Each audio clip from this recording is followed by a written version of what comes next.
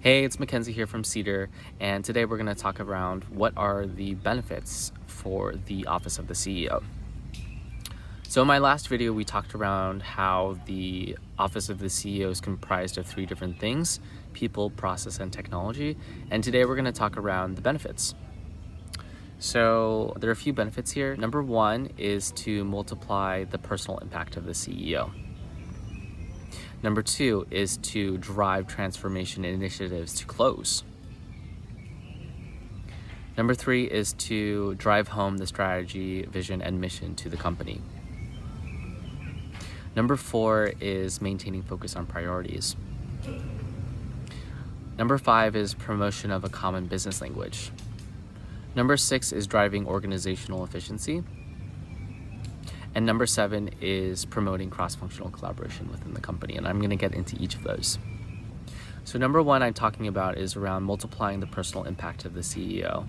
And so one of the key relationships is the chief of staff as it relates to the CEO. And, it's a force multiplier type of relationship. And so the chief of staff, as I've mentioned in many other videos, helps to be a strategic advisor, a trusted confidant. This resource can also take items off the plate of the CEO, can protect the calendar so that the CEO has more time to think and be creative. There's many ways that the chief of staff can give leverage to the CEO. Second, we talk around how the Office of the CEO drives transformation initiatives to close. Typically, the chief of staff has a transformation initiative tracker. They are looking at change management across the entire organization and acting as a program manager to drive those initiatives to close. Number three, driving home strategy, vision, and mission. So there's a key document repository, a knowledge base, so to speak, of these types of documents within the Office of the CEO. And it is the job of those folks in that Office of the CEO to make sure that that information is constantly being disseminated and reinforced across the organization. And so particularly if there is a new change in that strategy or vision or mission, those changes are cascaded and communicated repeatedly to the rest of the org. If there's a request to the change of the strategy, vision, or mission, the Office of the CEO can take in that request and in the next strategy planning session, review it and make a modification. The fourth thing I mentioned is that the Office of the CEO is making sure that there's a focus on priorities. And so, of course, if there's a strategy, vision, and mission in place, the Office of the CEO is making sure that the energy and the allocation of resources is in those areas of focus, of priority. Number five, we talked around the promotion of a common language.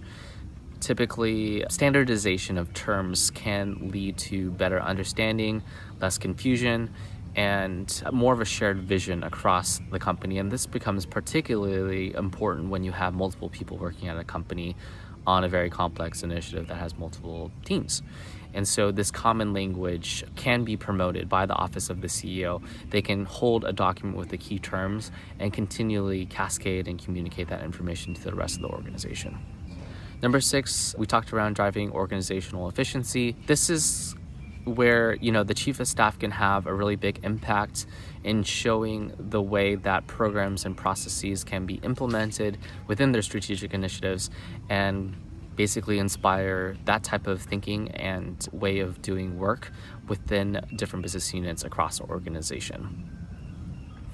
The Office of the CEO can run a tight ship and can provide a model for very, very efficient processes and procedures, ways of working that can be modeled across the entire organization and company. The last thing I mentioned is that the Office of the CEO can promote cross-functional collaboration. Typically, again, the chief of staff is managing multiple strategic initiatives, and they are promoting that cross-functional communication and collaboration with multiple business leaders. And so, for example, if a company is trying to launch a new website, they're going to have to engage marketing, but also technology, product, and legal in order to get the content ready for the website and actually make it and publish it and have it go live. And so that requires quite a bit of cross-functional collaboration, and that chief of staff can promote that type of collaboration, in their day-to-day work. And so, of course, the Office of the CEO, particularly the Chief of Staff, can promote that type of collaboration within the company.